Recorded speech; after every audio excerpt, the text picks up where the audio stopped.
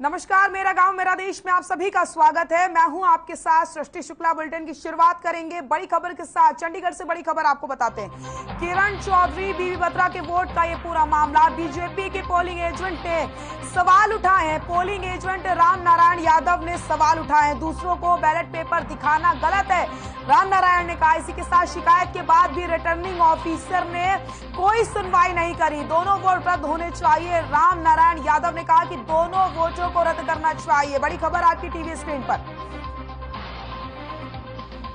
दूसरों को ballot paper दिखाना गलत, शिकायत के बाद भी रिटर्निंग ऑफिसर ने नहीं की सुनवाई। बीजेपी के पोलिंग एजेंट ने उठाए सवाल। बड़ी खबर, पोलिंग एजेंट राम नारायण यादव ने सवाल खड़े किए। दूसरों को बैलेट पेपर दिखाना गलत। चंडीगढ़ से बड़ी खबर। किरण चौधरी बीबी बत्रा के वोट का यह पूरा मामला। बीजेपी के पोलिंग एजेंट ने उठाए सवाल।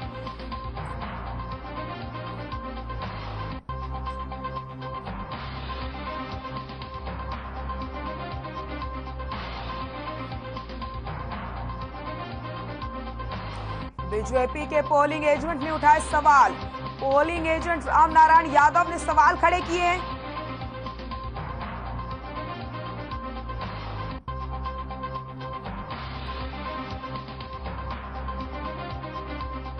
बीजेपी के पोलिंग एजेंट ने उठाए सवाल। पोलिंग एजेंट राम नारायण यादव ने सवाल खड़े किए। दूसरों को बैलेट पेपर दिखाना गलत है, शिकायत के बाद भी रिटर्निंग ऑफिसर ने नहीं की सुनवाई। चंडीगढ़ से बड़ी खबर आपकी टीवी स्क्रीन पर।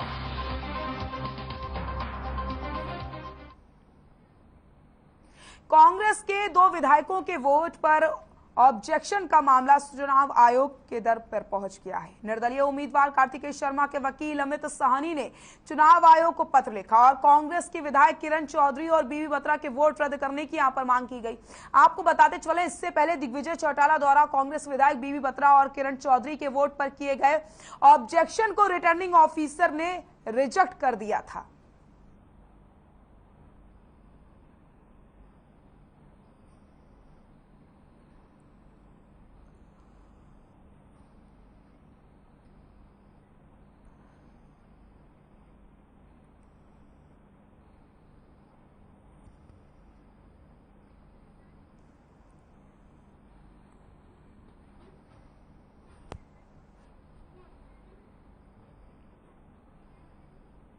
और इस वक्त की बड़ी खबर आपको बता देते हैं। राज्यसभा चुनाव के लिए मतगणना अभी शुरू नहीं हुई है। बड़ी खबर इस वक्त की आपको बता रहे हैं। चंडीगढ़ से राज्यसभा चुनाव के लिए अभी नहीं शुरू हुई मतगणना। चुनाव आयोग ने रिटर्निंग ऑफिसर से बात की है। बातचीत में दूसरे अधिकारी भी मौजूद रहे। वीडियो कॉन्फ्रेंसिंग के माध्यम से ये बात हुई। कार्तिकेय शर्मा की शिकायत पर भी चर्चा हुई। राज्यसभा चुनाव के लिए अभी नहीं शुरू हुई मतगणना। चुनाव आयोग ने रिटर्निंग ऑफिसर से की बातचीत में दूसरे अधिकारी भी मौजूद रहे। वीडियो कॉन्फ्रेंसिंग के माध्यम से बातचीत हुई है। इसी के साथ आपको बता दें, कार्तिकेय शर्मा ने जो शिकायत की थी, इस पर भी चर्चा की गई है। चंडीगढ़ से ये बड़ी खबर आपकी टीवी स्क्रीन पर। वीडियो कॉन्फ्रेंसिंग के माध्यम से हो रही बात। मुख्तार अब्बास नकवी भी बातचीत में मौजूद। राज्यसभा चुनाव के लिए अभी नहीं शुरू हुई मतगणना। बीजेपी नेता भी पहुंचे चुनाव आयोग। गजेंद्र सिंह शेखावत पहुंचे चुनाव आयोग।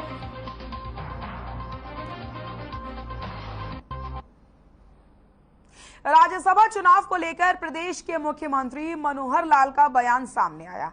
सीएम ने कहा कि जिस तरीके से वातावरण है, भाजपा और निर्दलीय उम्मीदवार जीतेंगे और कांग्रेस के उम्मीदवार को हार का मुंह देखना पड़ेगा। राज्यसभा चुनाव में 89 वोट हुए हैं, जबकि हरियाणा विधानसभा में विधायकों की जो संख्या है वो 90 है।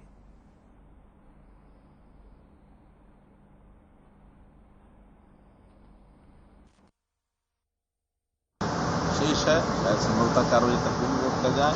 और मैं समझता हूँ कि जिस प्रकार का एक सारा वातावरण हमने देखा है, जैसी कि कोशिश हो रही है, उसमें भारतीय जनता पार्टी के जो प्रत्याशी हैं वो जीतेंगे और जो इंडिपेंडेंट कैंडिडेट हैं वो जीतेंगे। कांग्रेस के कैंडिडेट निश्चित रूप से हार का मुंह रखेंगे। और अभी तो इतना ही कहा जा सकता है, बाकी 5 बजे काउंटिंग है, उस काउंटिंग के हिसाब से जो रिजल्ट आएगा उसका। गुरुग्राम में क्राइम ब्रांच ने बीती 7 जून को मनीष भारद्वाज की हत्या के मामले में हत्या आरोपी सन्नी कांत को गिरफ्तार करके मामले का खुलासा किया। क्राइम यूनिट सेक्टर 17 ने सन्नी कांत को उस वक्त गिरफ्तार किया जब सन्नी कांत गुरुग्राम से कहीं दूर जाने की फिराक में था।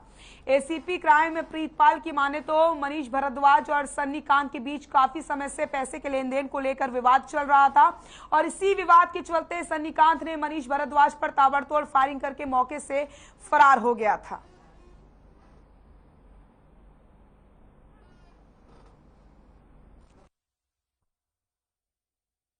7/6/2022 को लगभग 3 बजे के आसपास की बात है कि लेडी फातिमा स्कूल के सामने एक शख्स को गोली लगने की सूचना पुलिस को मिली थी, जिसके परिजन उसको हॉस्पिटल में लेके गए और हॉस्पिटल में जाके उसको डेड डिक्लेयर कर दिया। उसके बाद में पहचान मनीष भारद्वाज के रूप में हुई, जो पहले से एक अवैध लाइसेंस और हथियारों के मामले में पहले ये गिरफ्तार हो चुका था और इसका ही साथी एक उसमें उसके ड्राइवर ने बताया कि उसी ने उस पे गोलियां चलाई थी और उस ड्राइवर के बयान पे, जो उस टाइम पे गाड़ी चला रहा था, उसने बताया कि मैं और ये दोनों उस गाड़ी में सवार थे और कहीं से एसी परचेज करके वापस आ रहे थे, तो पैसे के लेन देन को कोई के बीच में इनकी बहसा है। पानीपत के चांदनी बाग थाना क्षेत्र में युवती से छेड़छाड़ करने का मामला सामने आया। युवती का आरोप है कि छेड़छाड़ का विरोध करने पर उनके साथ मारपीट की गई और दुष्कर्म करने की कोशिश भी की गई। युवती ने बताया कि जगदीश नाम का पड़ोसी उसे आते जाते वक्त छेड़ता था और गंदे कमेंट्स करता था। युवती ने आरोपी की हरकतों के बारे में अपनी मां को बताया तो आरोपियों ने मां समेत बेटी पर जानलेवा हमला कर दिया, जिसके बाद पीड़ित मां बेटी ने मामले की शिकायत पुलिस को दी। वहीं जब दोनों मां बेटी शिकायत करके घर लौट रही थी तभी उनके घर आते ही आरोपी ने बदमाशों के साथ मिलकर उन पर जानलेवा हमला कर दिया। हमले में पीड़ित युवती के हाथ और सिर पर गंभीर चोटें आई हैं। वहीं पीड़ित मां बेटी मामले को लेकर पुलिस की कार्यप्रणाली पर सवालिया निशान खड़े कर रहे हैं। उन्होंने कहा कि हमने मेडिकल रिपोर्ट करवाकर पुलिस को शिकायत दी थी, लेकिन कहीं भी कोई सुनवाई नहीं की गई है।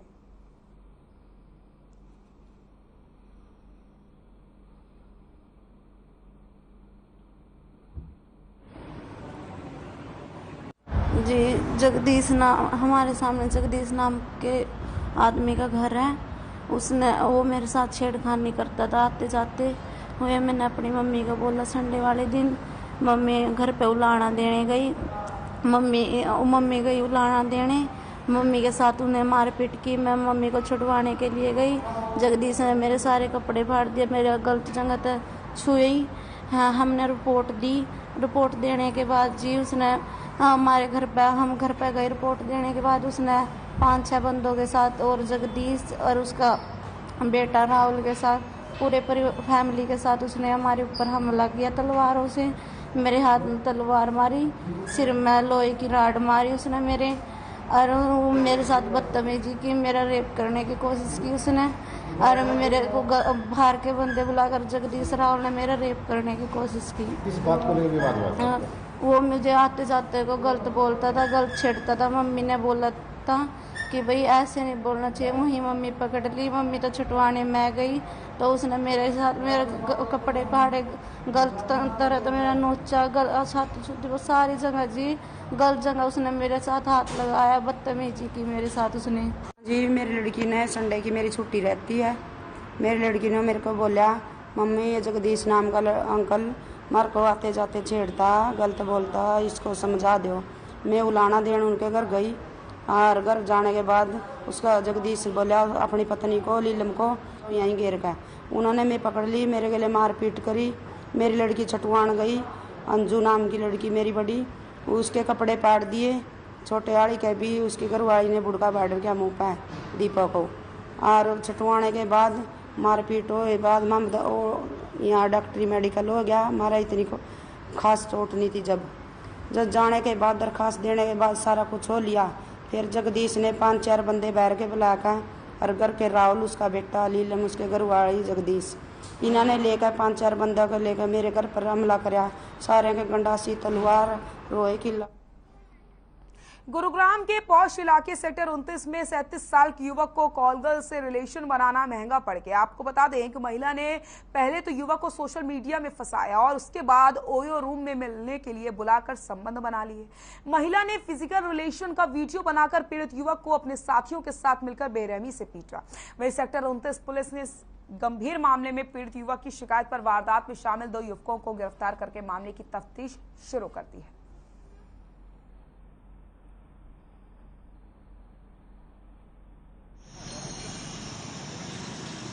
मैं वहाँ से निकलने लगा, एज इट इज़ थे हम। मैं निकलने लगा तो उसने मैसेज ड्रॉप किया, पता नहीं फ़ोन किया, बाथरूम में जाके गेट पर नॉक नॉक की आवाज़ होनी स्टार्ट हुई। तो मैं फ्रीली माइंड था कि ऐसा कुछ नहीं है, कोई आया होगा। उसने गेट खोला, 3 लड़के एकदम से एंटर हुए और मेरे को आते ही साथ मारना स्टार्ट कर दिया। मेरे मुंह में चद्दर दिली और उल्टा गिर के मेरे को पूरा उन्होंने मारना स्टार्ट कर दिया। मेरे मुंह पे नहीं मारा, मुंह पे थप्पड़ मारे, बाकी पेट में मुक्के वगैरह सब कुछ मारा। मैं पूरा एकदम घबरा चुका था। मैं उनसे बोला भी एक को, लास्ट में जब वो हट गए, मैंने कहा यार मेरे को मार के रहे हो, मेरे को गलती बता। कह रहे तू मतलब मेरी मतलब इसके साथ ये मेरे को धोखा दे रही है और तू इसके साथ लगा हुआ है। मैंने कहा भाई तेरे इसने मेरे को बुलाया था बकायदा, इस तरह बात। मैंने व्हाट्सएप की चैट उसको दिखाई, उसने सडनली मेरे से फ़ोन खोस के और वो व्हाट्सएप की चैट डिलीट कर दी। तो नगर निकाय चुनाव की जो तैयारियां हैं वो तेज हो चुकी हैं और ये जो मुकाबला है वो काफी गर्माता चला जा रहा है। होडल नगर परिषद में चेयरमैन पद का चुनाव इन दिनों चर्चा का विषय बना हुआ है, क्योंकि यहीं से कांग्रेस के प्रदेश अध्यक्ष भी हैं और उनके सामने कई प्रत्याशी मैदान में हैं, जिसमें बेड़ा गांव के पूर्व सरपंच भूषण बेड़ा भी अपनी दावेदारी चेयरमैन पद के लिए जता रहे हैं। इसी कड़ी में भूषण बेड़ा होडल बाजार में चुनाव प्रचार में अपने समर्थकों के साथ जुटे हुए हैं। अपनी जीत के प्रति आश्वस्त भूषण बेड़ा ने क्षेत्र की समस्याओं को जड़ से खत्म करने और लोगों की सेवा करने का प्रण ले लिया है। तो निकाय चुनाव की जो तैयारियां हैं वो तेज हो चुकी हैं। होडल से प्रत्याशी भूषण बेड़ा ने लोगों की समस्याओं को दूर करने का प्रण ले लिया है।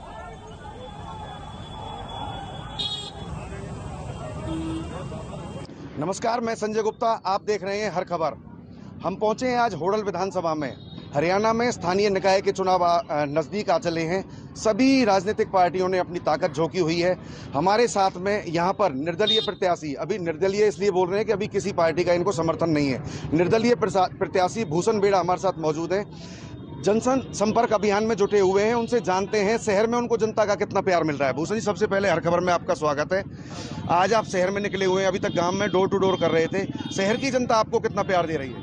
सबसे पहले मैं सभी शहरवासियों को नमस्कार करता हूं और मैं शहर में डोर टू डोर कर रहा हूं और जिससे मुझे शहर में बहुत भरपूर प्यार मिल रहा है और मुझे जन समर्थन मिल रहा है और मैं जन समर्थन के लिए खड़ा उतरूंगा। और शहर की जो व्यवस्था है, जैसे गंदगी है, नालियों में रुकावट है, कोई सुलभ शौचालय नहीं है और पानी की निकासी नहीं है और पार्क की व्यवस्था नहीं है और टाइम पे कोई वो मच्छर की जो फॉगिंग वॉगिंग भी वो नहीं होती है। मैं शहर के लिए बहुत प्रयास करूंगा कि ये कमियां दूर हो।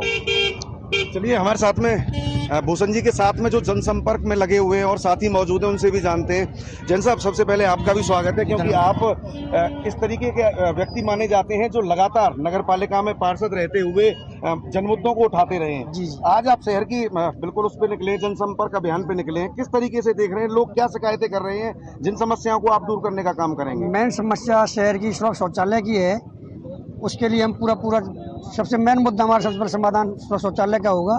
सेकंड समस्या सफाई और पानी निकासी है, जिसको हम सीट पे आते ही सबसे पहले समाधान करेंगे।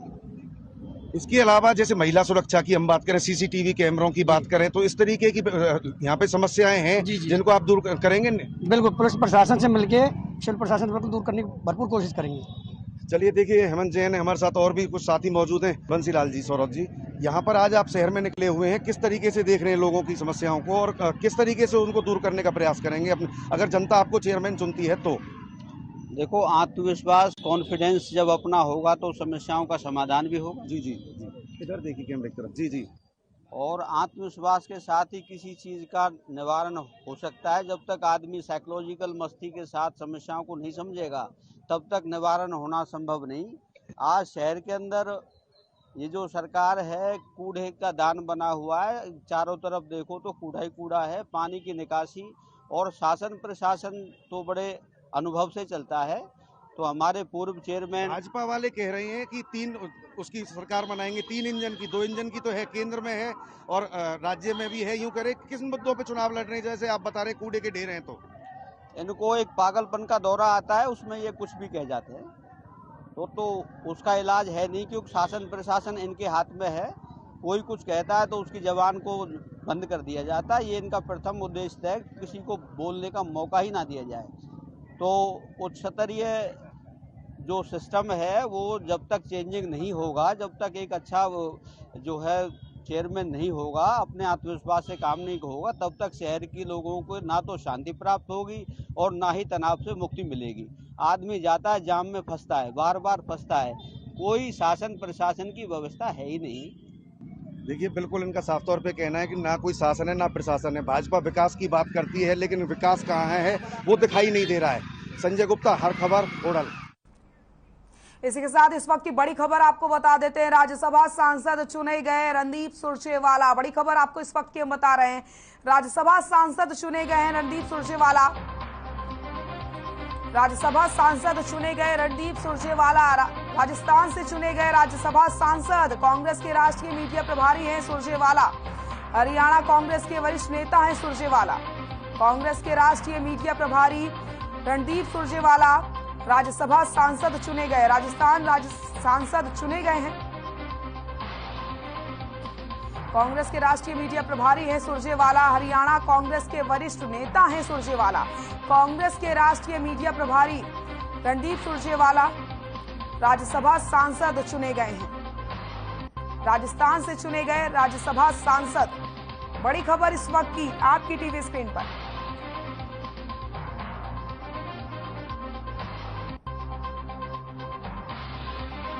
राज्यसभा सांसद चुने गए रणदीप सुरजेवाला।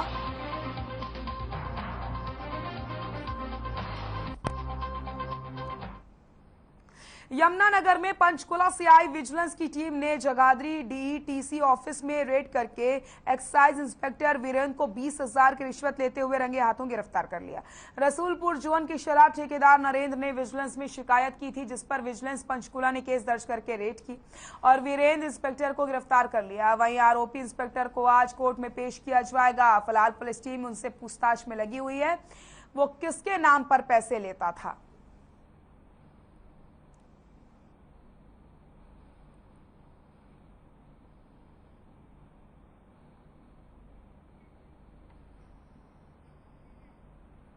यमुनानगर में सीआईए पुलिस को बड़ी कामयाबी हाथ लगी। मामला शहर थाना क्षेत्र का है, जहां पुलिस ने घोड़ो पिपली के पेट्रोल पंप पर लूट करने वाले 4 आरोपियों को गिरफ्तार किया है। साथ ही आरोपियों को कोर्ट में पेश करके 2 दिन की रिमांड पर लिया गया। जानकारी के मुताबिक इन आरोपियों ने 8 अप्रैल को घोड़ा पिपली स्थित पेट्रोल पंप पर वहां से सो रहे सेल्समैन यशवीर के साथ बंदूक की नोक पर मारपीट की और लूटपाट की थी। मौके से फरार हो गए थे। फिलहाल पुलिस मामले की जांच में जुटी हुई है।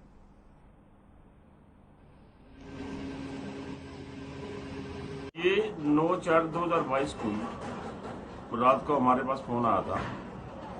भी अमृत फिलिंग स्टेशन है घोड़े पिपली में, उस पे जो काम करता था उसको बंदी बनाकर को चोट मारकर उससे पैसे और उसका एटीएम वगैरह छीन कर ले गए थे। जिस इतला पर मैं खुद मौके पे गया था, वहां पर मैंने मौके का विजिट किया और जो हमारे चौकी इंचार्ज थे वो भी मौके पे, एसएचओ भी मौके पे थे। तो हम यशवीर जो है ना, जो वहां पर था जिसके चोट मारी थी, उसकी दरखास्त पर हमने मुकदमा दर्ज कर लिया था। तो मुकदमा दर्ज करके हमने जो भी वहां पर सीसीटीवी कैमरे लिए थे उसकी हमने अच्छी तरह से गहन से छानबीन की है। कुछ हमने फुटेज हमें मिले थे, तो उसके बाद ये तफ्तीश हम CIA 1 को मार्क कर दी थी, जो कल CIA 1 की प्रमोद जो सब इंस्पेक्टर है उसके नेतृत्व में इसकी तफ्तीश हुई थी मार्क, जो कल उन्होंने 4 आदमी जो शिवम बजाट, मोहित, अमन और अब्दुल जफार को अमन करेड़ा है टी पॉइंट से शक के बिना पर मुखबरी मिलने पर उनको गिरफ्तार किया। उनसे पूछताछ की, जब पूछताछ में उन्होंने इस वारदात को कबूल किया है।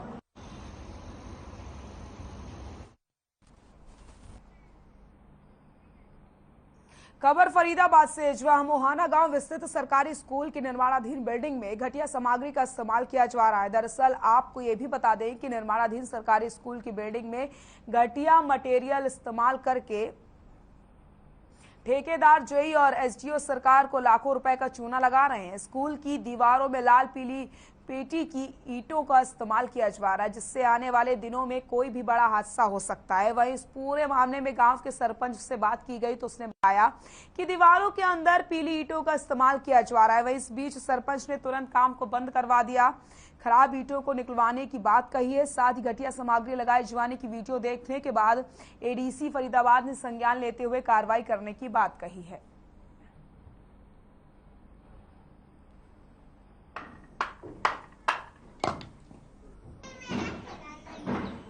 सर मैंने तो आपको वीडियो कॉल करके दिखाई है सारी चीजें।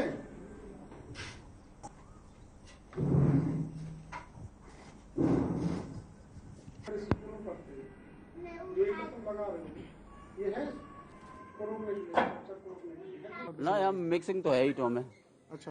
हाँ, और जो भी गलत माल है उसे वापस करवाएंगे, और जो भी लग रहा है इसे भी वापस कराएंगे।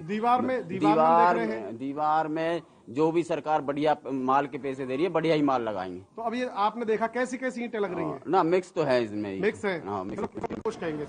देखिए, ये अभी आपके द्वारा जैसे संज्ञान में लाया गया है, इसमें मैं यही कहना चाहूँगा कि इसमें नियमानुसार समुचित कार्रवाई करेंगे। इससे पहले ये हमारे संज्ञान में नहीं था। इसमें कुछ सैम्पलिंग अगर करानी है, इंस्पेक्शन करानी है या और कुछ कराना है, वो पूरा उसका किया जाएगा, उसको ऑफिशियली टेकअप किया जाएगा। और इसमें जो भी अगर कोई गलती है, कोई कमी है मटेरियल में या फिर निर्माण कार्य में कोई कमी है, तो वो उसका पूरा जो है ठीक किया जाएगा और समुचित कार्रवाई किसी भी प्रकार की जो बनती है। मेरे पास आई है अभी, जैसे वीडियो वगैरह भेजी है, तो मैंने उसको DPC को भेज दी है, जो SSA का काम देखते हैं, जिनके थ्रू ये बन रहा है, और उस पर JE SDO से भी पूछा जाएगा और आगे फिर एक्शन के लिए लिखेंगे। बिल्कुल जी, कार्रवाई तो JE SDO है, ये चेक करेंगे, DPC देख रहे हैं और हम भी चेक करेंगे फिर, तो पीली ईंट तो नहीं लगेगी। इस तरीके का भ्रष्टाचार पर कंट्रोल करना चाहते हैं। इसमें तो विजिलेंस जांच होकर के FIR होनी चाहिए, और उन जनप्रतिनिधि जो इसके संरक्षक हैं उनको भी इसमें लपेटे में लेना चाहिए, जिससे कि लोगों को पता तो लगे जो भ्रष्टाचार की लिमिट है वो इस तरीके से क्रॉस हो चुकी है कि हर चीज में भ्रष्टाचार इस टाइम पे पूरा चरम सीमा पे है। ठेकेदार भी ये कहता है कि ऐसे पत्रकार बहुत सारे घूमते हैं, कोई बात नहीं, हम सेटिंग करके सारा काम कर देंगे। क्या लगता है, क्या दिखाना चाहता है ठेकेदार? किसको संरक्षण, किसका संरक्षण? देखिए, जब संरक्षण अगर वो कह रहा है तो गारंटी की बात है, जनप्रतिनिधियों के बगैर संरक्षण नहीं। बुलेटिन में फिलहाल के लिए इतना ही। देखते रहिए हर खबर। नमस्कार।